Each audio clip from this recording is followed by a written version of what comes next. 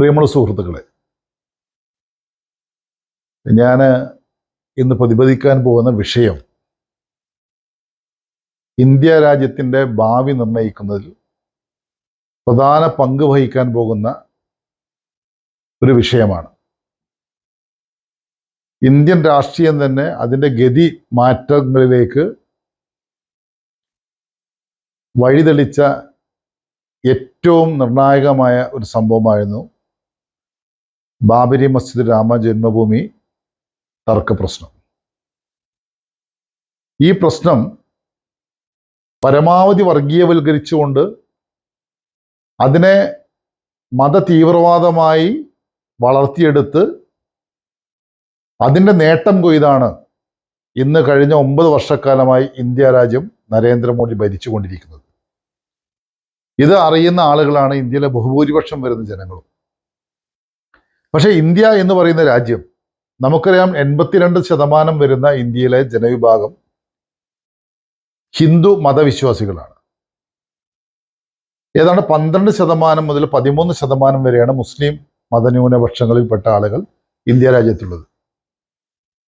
ബാക്കിയുള്ള ശതമാനക്കണക്കിനകത്താണ് ബാക്കി എല്ലാ മതവിഭാഗങ്ങളും കൂടി വരുന്നത്. ഈ 82% വരുന്ന ഹിന്ദു മതവിശ്വാസികളായ ആളുകൾ എല്ലാവരും BJP-ക്കാരല്ല.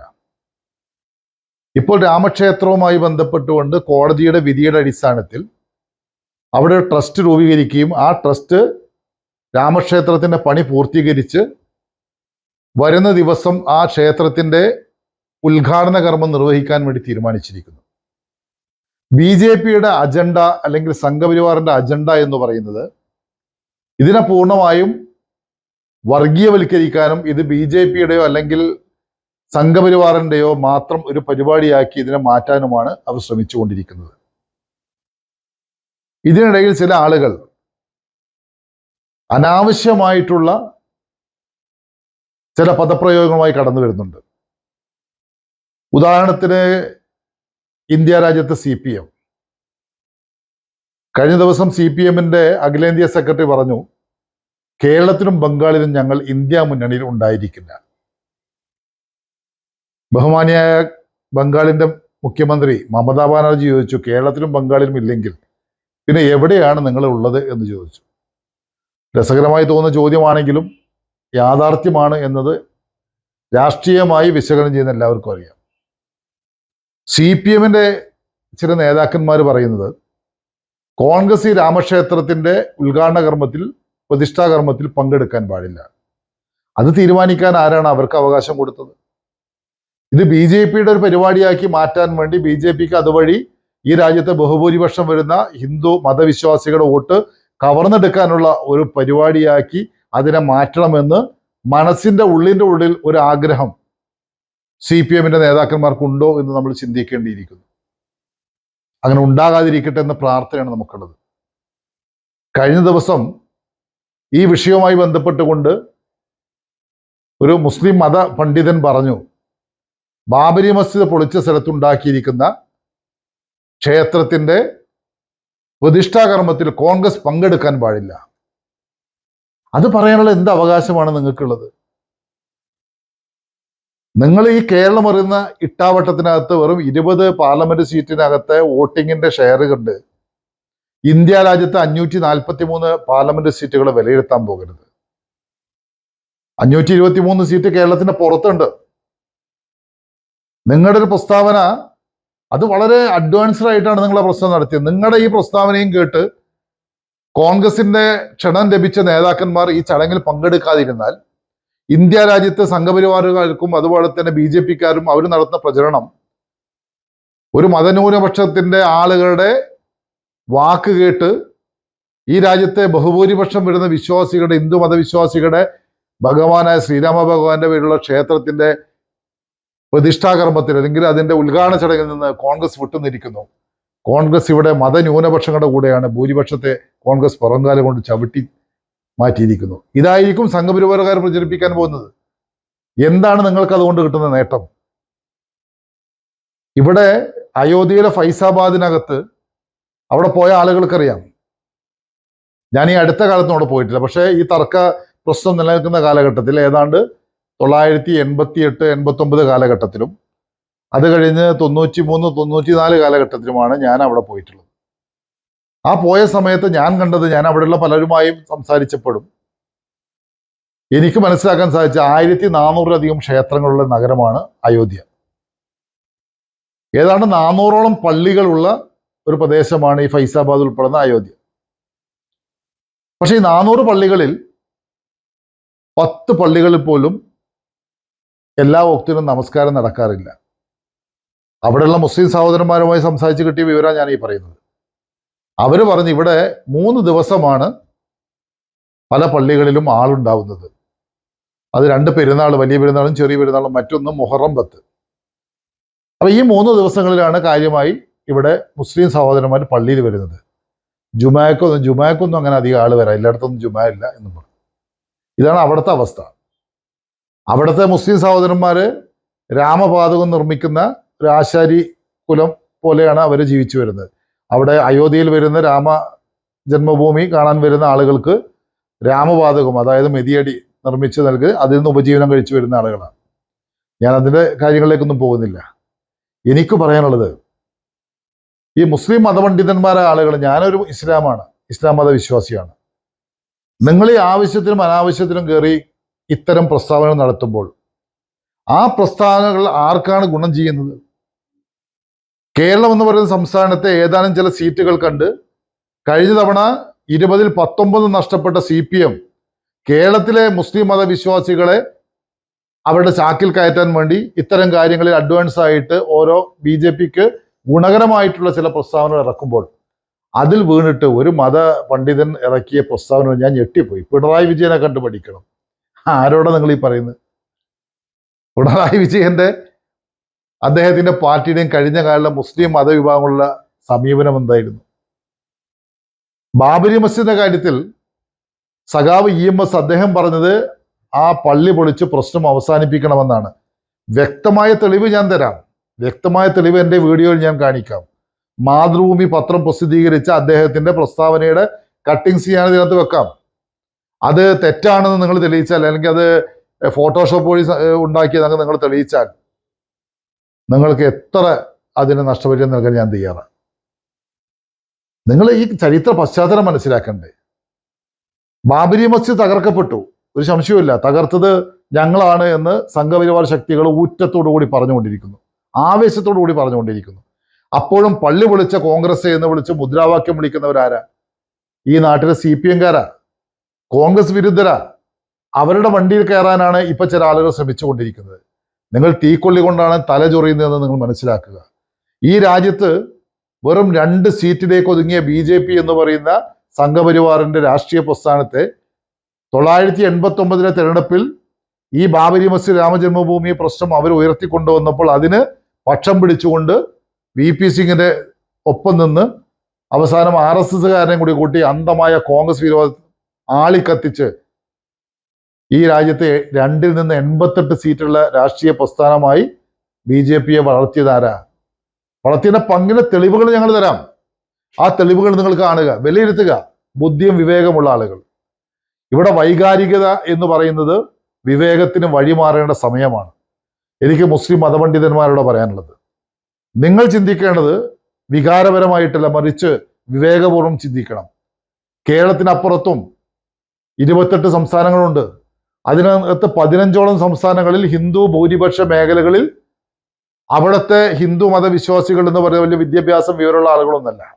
ആ ആളുകൾക്കിടയിൽ ശ്രീരാമ ഭഗവാൻ എന്നൊക്കെ പറഞ്ഞാൽ അവർക്കൊരു വികാരമാണ്. ആ ശ്രീരാമ ഭഗവാൻ അവരുടെ ദൈവത്തിന്റെ പേരിൽ ഒരു ക്ഷേത്രം നിർമ്മിക്കുമ്പോൾ ആ ക്ഷേത്രത്തിന്റെ നിർമ്മാണത്തിനും ആ ക്ഷേത്രത്തിന്റെ ഉദ്ഘാടനത്തിനും കോൺഗ്രസ് എതിരാണ് എന്ന് BJPക്ക് വരുത്തി തീർക്കാനുള്ള അവസരം ഉണ്ടാക്കി കൊടുക്കുന്ന അത്തരം പ്രസ്താവനകളാണ് ഇവിടെ ഇപ്പോൾ ചില ആളുകൾ നടത്തിക്കൊണ്ടിരിക്കുന്നത്. അത് വന്നാലുണ്ടാവുന്നൊരു അതിൻ്റെ ഒരു സോഷ്യൽ ഇമ്പാക്റ്റ് എത്ര വലുതായിരിക്കും നിങ്ങൾ ആലോചിച്ചു നോക്ക്. വടക്കേ ഇന്ത്യയിലെ ബഹുഭൂരിപക്ഷം വരുന്ന ഹിന്ദു മതവിശ്വാസികൾ കോൺഗ്രസ് തങ്ങളുടെ മതവിശ്വാസത്തിനും തങ്ങളുടെ ഭഗവാനായ ശ്രീരാമന്റെ ജന്മക്ഷേത്രം ഉദ്ഘാടനം ചെയ്യുന്നതിനും എതിരാണ്. അതുകൊണ്ട് കോൺഗ്രസിനെ അവർ തിരസ്കരിക്കണം എന്നൊരു ചിന്ത അവരുടെ മനസ്സിനകത്ത് വളർത്തിക്കൊണ്ടുവരാൻ മാത്രമേ നിങ്ങളുടെ ഈ പ്രസ്താവന കൊണ്ട് ഉപകരിക്കൂ. നിങ്ങളുടെ ഈ പ്രസ്താവന കേട്ട് ആ ഒരു ഉദ്ഘാടന കർമ്മത്തിൽ നിന്ന് കോൺഗ്രസ് മാറി നിന്നാൽ അതിലേക്കായിരിക്കും അവിടുത്തെ ബഹുഭൂരിപക്ഷം വരുന്ന ജനങ്ങളെ നയിക്കുന്നത്. അവരെല്ലാവരും BJP-ക്കാരല്ല, അവരെല്ലാവരും സംഘപരിവാറുകാരല്ല, അവർ ഉത്തമ മതവിശ്വാസികളാണ്. പക്ഷേ ആ മതവിശ്വാസത്തിനെയാണ് എതിർക്കുന്നത്. ഒരു നബിദിനത്തിന്റെ പരിപാടിയിൽ ആ നബിദിനത്തിന്റെ പരിപാടിയുടെ നടത്തിപ്പുകാരൻ ഏതെങ്കിലും ഒരു രാഷ്ട്രീയ പാർട്ടിയുടെ ആളാണ് എന്നതുകൊണ്ട് നടത്തിപ്പുകാരനായിട്ട് മുന്നിൽ നിൽക്കുന്ന ഒരാള്, ഒരു കമ്മിറ്റി ഉണ്ടാവും, കമ്മിറ്റിയുടെ മുന്നിൽ നിൽക്കുന്ന ആള് ഒരു മതവിഭാഗത്തിന്റെ, പ്രത്യേക മതവിഭാഗത്തിന്റെ അല്ലെങ്കിൽ മതവിഭാഗവുമായി ബന്ധപ്പെട്ട രാഷ്ട്രീയ പാർട്ടിയുടെ ആളെന്ന് വിചാരിച്ച് ഇവിടുത്തെ മതേതര പാർട്ടികളിലെ നേതാക്കന്മാരൊക്കെ ആ ചടങ്ങിൽ നിന്ന് വിട്ടുനിന്നാൽ എന്തായിരിക്കും അവസ്ഥ? ആ പാർട്ടികളോട് മതവിശ്വാസികൾക്ക് പോലും എതിർപ്പുണ്ടാവും. കാരണം മതവിശ്വാസത്തിന്റെ എതിരായി നിൽക്കുന്ന ആളുകളായി ഈ മാറി നിൽക്കുന്ന ആളുകൾ ചിത്രീകരിക്കും. ഇതുതന്നെയല്ലേ രാമക്ഷേത്രത്തിന്റെ ഉദ്ഘാടന ചടങ്ങിൽ കോൺഗ്രസിന് ക്ഷണം കിട്ടിയ നേതാക്കന്മാർ മാറി നിന്ന് കഴിഞ്ഞാൽ BJP-ക്കും സംഘപരിവാറിനും അത് വെച്ചുകൊണ്ട് 15 സംസ്ഥാനങ്ങളിലെ ഭൂരിപക്ഷം വരുന്ന മതവിഭാഗങ്ങൾക്കിടയിൽ, അത് ഹിന്ദു മതവിശ്വാസികൾക്കിടയിൽ കോൺഗ്രസിന് എതിരായി ഒരു വികാരം ഉണ്ടാക്കിയെടുക്കാനും ആ വികാരം ആളിക്കത്തിച്ച് വീണ്ടും അവർക്ക് പൂർവ്വശക്തിയോടുകൂടി ഇന്ത്യ രാജ്യത്തിന്റെ ഭരണം കൈയാളാനുമുള്ള ഒരു സാഹചര്യം ഉണ്ടാകും. അത് ഉണ്ടാക്കി കൊടുക്കലാണോ നിങ്ങളുടെ ഉദ്ദേശം? എനിക്കത് കാണുമ്പോൾ ഓർമ്മ വരുന്നത് അസദുദ്ദീൻ ഉവൈസി എന്ന് പറയുന്ന ആ ഒരു നേതാവിനെയാണ്. അദ്ദേഹം കഴിഞ്ഞ 10-20 വർഷമായി നടത്തിക്കൊണ്ടിരിക്കുന്ന പണി, അദ്ദേഹത്തിന്റെ പ്രസംഗം നിങ്ങൾ കേൾക്കണം. അദ്ദേഹത്തിന്റെ പ്രസംഗം കേട്ടാൽ ആ പ്രസംഗം മതി അദ്ദേഹത്തെ അറസ്റ്റ് ചെയ്ത് ഒരു വിചാരണയും കൂടാതെ ജയിലിൽ പാർപ്പിക്കാൻ. പക്ഷേ ഒരു പെറ്റി കേസ് പോലും അദ്ദേഹത്തിനെതിരെ വരുന്നില്ല. എന്താ വരാത്തത്? അദ്ദേഹം BJP-യുടെ ഏജന്റാണ്.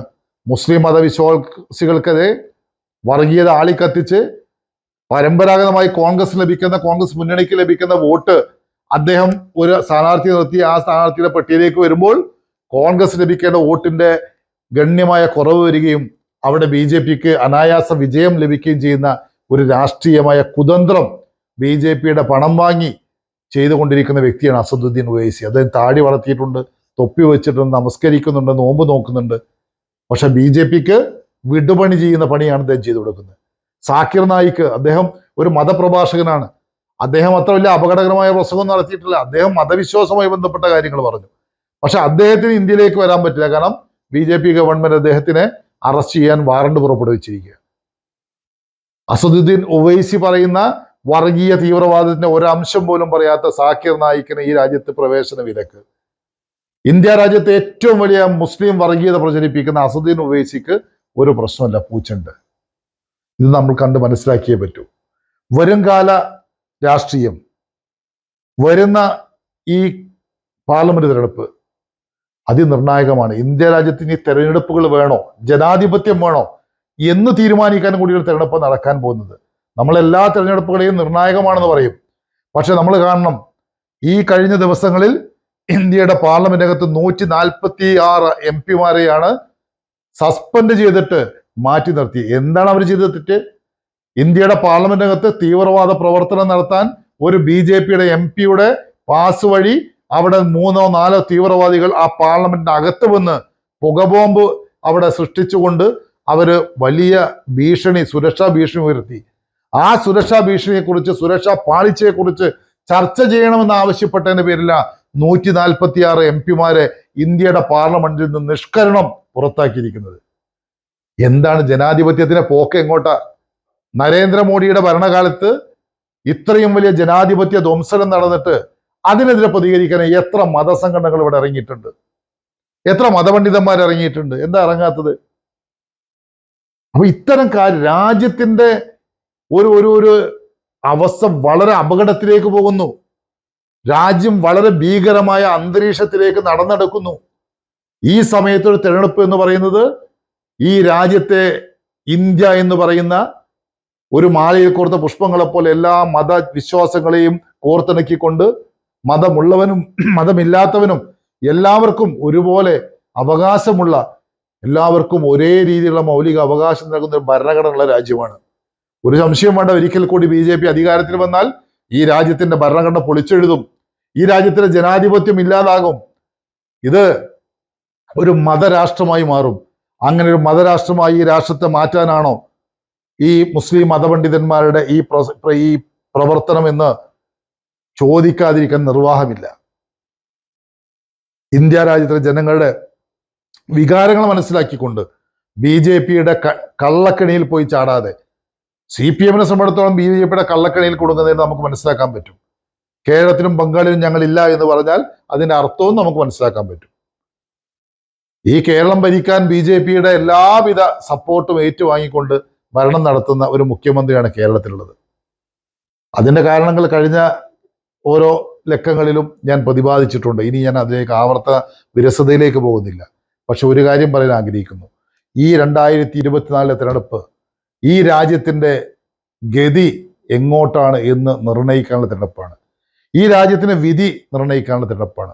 ഇനിയും ഒരു സംഘപരിവാർ ഭരണകൂടം ഈ ഇന്ത്യ രാജ്യത്ത് അധികാരത്തിൽ വന്നാൽ ഒരു സംശയം നിങ്ങൾക്ക് വേണ്ട, നിങ്ങളുടെ എൻ്റെയും എല്ലാം വിശ്വാസപരമായിട്ടുള്ള പ്രവർത്തനങ്ങൾ പോലും നിലക്കുന്ന അവസ്ഥയിലേക്ക് രാജ്യം മുന്നോട്ട് പോകും. ആ അവസ്ഥയിലേക്ക് പോകാതിരിക്കണമെങ്കിൽ കരുതലോടുകൂടി, വിവേകത്തോടുകൂടി, വൈകാരികമായ പ്രകടനങ്ങൾക്കപ്പുറത്തേക്ക് രാജ്യത്തിൻ്റെയും വിശ്വാസങ്ങളുടെയും ഒക്കെ ആ ഒരു പരസ്പര പൂരകമായി മുന്നോട്ട് പോകാൻ നമ്മൾ തയ്യാറായേ പറ്റൂ. ഖുർആൻ പറയുന്ന ലക്കും ദീനക്കും വലിയ ദീൻ.